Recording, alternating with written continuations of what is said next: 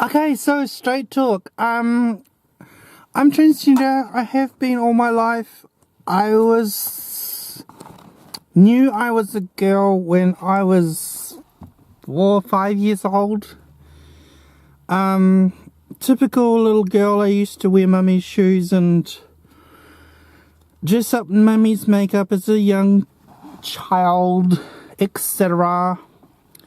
But didn't know why, didn't have a word. There was no such word in the circle of life that I lived in about transgender or gay, lesbian, things like that. We didn't know that they existed, that we existed.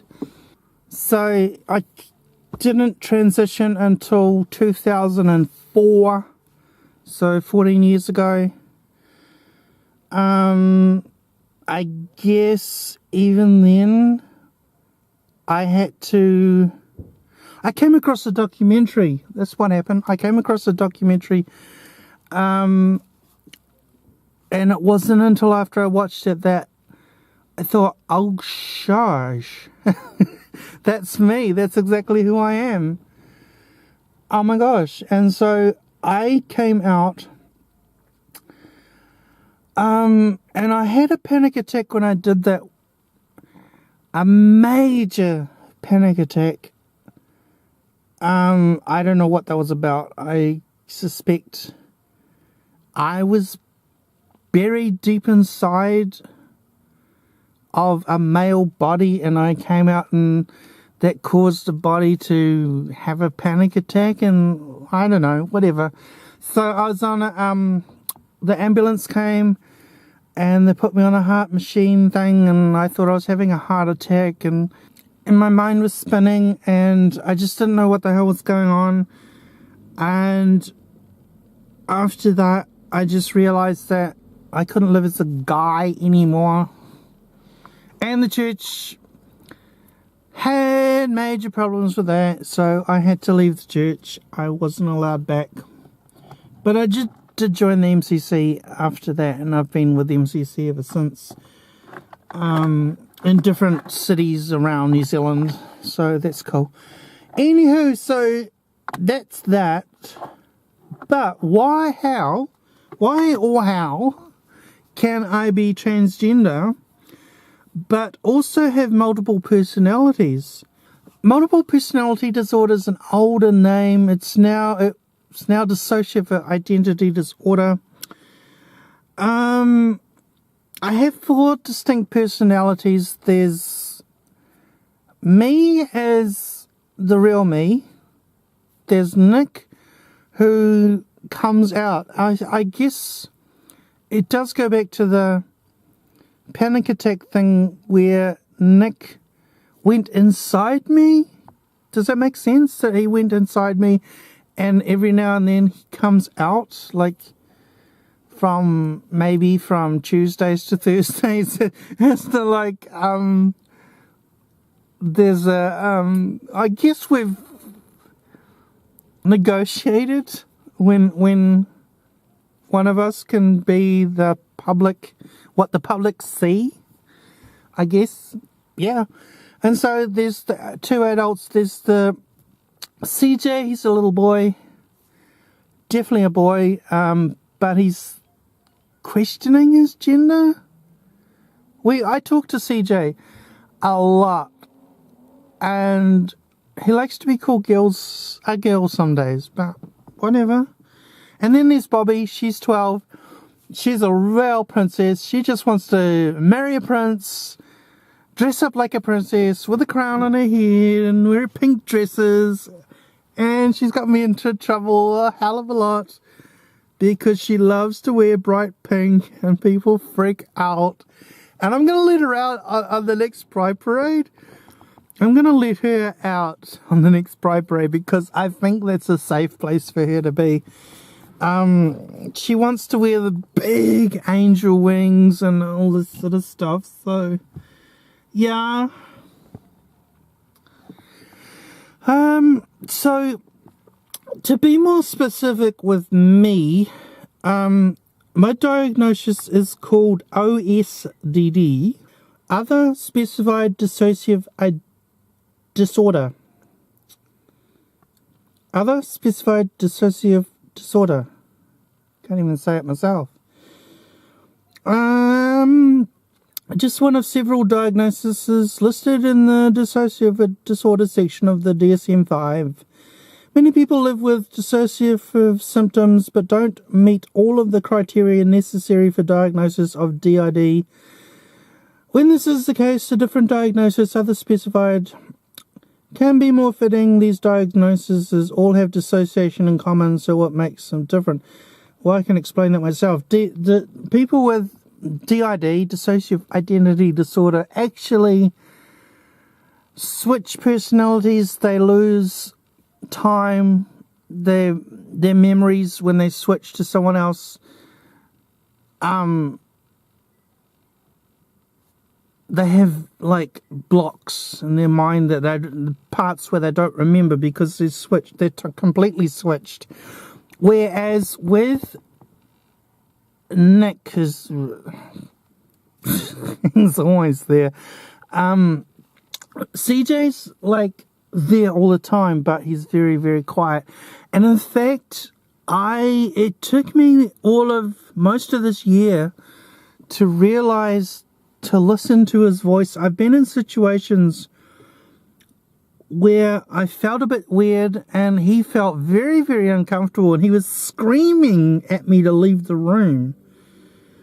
And it's taken all this time, the whole from January till now, to realize I can hear his voice so much clearer now. I'm listening to it specifically. And when he's uncomfortable, when he says leave, I leave, because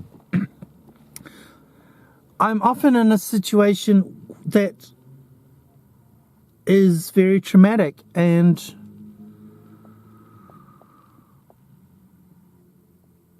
I haven't left. For example, a church example, it's like I'm a woman, but not in their eyes. To them, I'm not. And so there's 4 or 5 men touching me, groping me, praying in tongues and laying hands on me, and I just want to get the hell out of there. And CJ's been screaming, run, just run. And it's like, I'm so stupid. I should just listen to the inner voice and just not even, well, I don't anymore, but just not even get in a situation where there's guys. Yeah, it's so uncomfortable. Okay, fine, that's just one example. So, back to 1974. Okay, so the reason I have dissociative identity disorder is I was abused as a child from age of 4 till well into my 20s, which people have an issue with because you can't be sexually abused once you're over 18, blah, blah, blah, blah, blah. Whatever. Anyhow, so some of the abuse was so horrific that I couldn't understand what it was about. I couldn't understand it. Therefore, I split, and that person has the memories and the feelings and the emotions of that exact thing. See, for one example, I got a new counsellor because I've just moved cities again. Got myself a new counsellor, and was just, I don't know what we were talking about, but I had a trigger. I had like a flashback. Sorry, not a trigger, a flashback of a horrific event that happened to me. And I was just like so panicking, so couldn't cope. She was there, she talked me through it.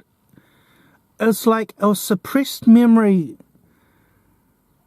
just came about, and I know why it happened, but I won't go into any details about it. So stuff like that. And this personality that I haven't even got a name for holds the secrets of some really sick shit that happened to me. I'm sorry, that's the only way I can describe it. And the more I try and access that personality, the more I've got to feel safe. Yeah, I know. Yeah, but I was in a hardware shop when I saw something and it triggered me. So there is no control over that, but I got the hell out of the shop. There's another example. CJ says, get the hell out of there. I was in Mitre 10 and I just left the shop. I dropped what I was going to buy and I just left. And sat in the car and like the memory comes back and you like, first you go, that can't be real. That can't have happened. And then you like, you just I sit in the car and just think it through and like, wow. So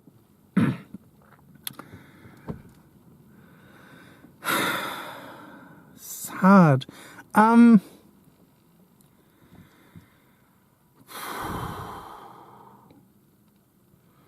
So yeah, I deal with that, but luckily now I have so many people that I can talk to, so many friends that I can talk to about this stuff that without their support, without their friendship, I couldn't do this. I wouldn't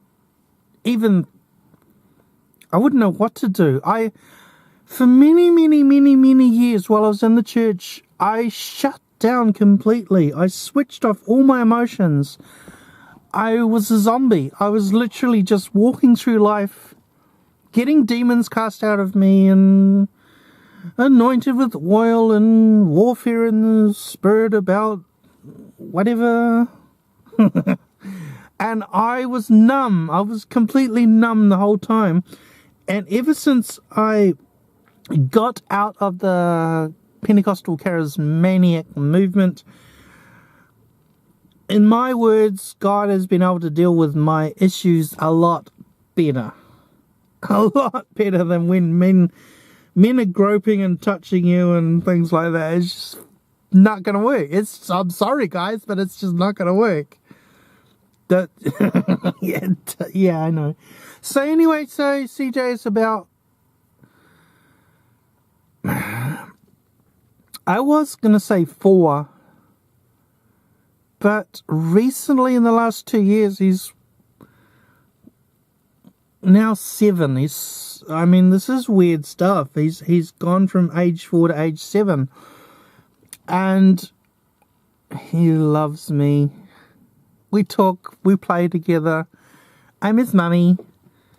Even though he's a personality inside of me, I'm his mummy. And I let him draw. And you've seen the drawings on my other videos that he's done.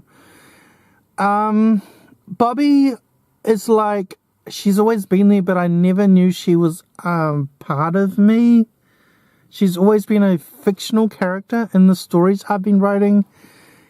And then it wasn't until she spoke to me that I realized that, oh my gosh, she's part of me. So, I mean, the stories that she writes or I write are way fantastical.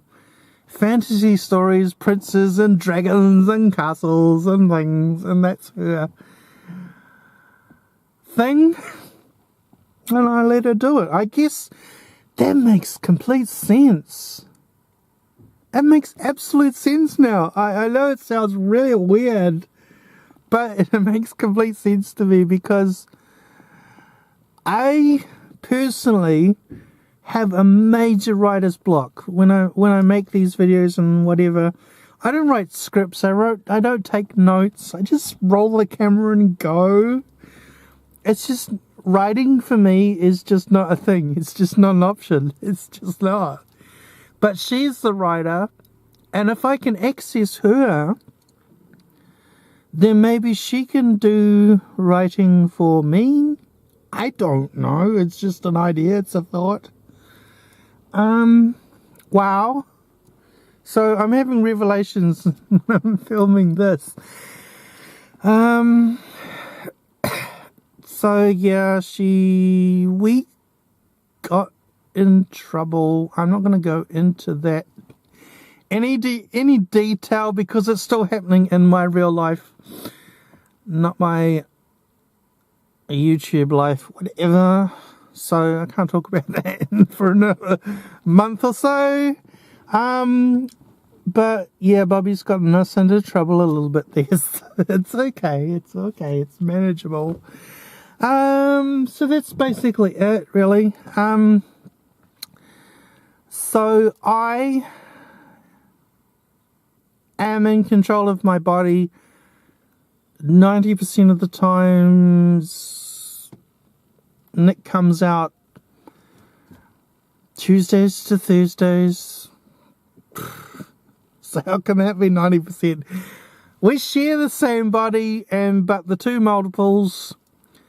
No, I don't let anyone see CJ. He has his own pajamas. He's got the Marvel pajamas, and he's got his crayons and felts and his little drawing box, which he loves. Nobody sees that. Nobody sees that. Same thing for Bobby. All the pink dresses and things like that, they're up in the wardrobe and nobody sees them. If somebody was to go through the house, they would freak out about what the hell is all this crap? Why do you have... Actually, I have two... I have to have... This is kind of weird, but I have to have two bedrooms. One is totally male and one is totally female. It's just the way I live my life sounds really, really bizarre, but it works. It works perfectly. And if you've got a partner that is 100% behind you and knows what is going on, there's only one bed. It's not like we switch through. God. But if you have a partner that's 100% behind you, it works. You can have a loving, fulfilled relationship and be as crazy as I am. It is possible. Bye. Do, rainbow flying high.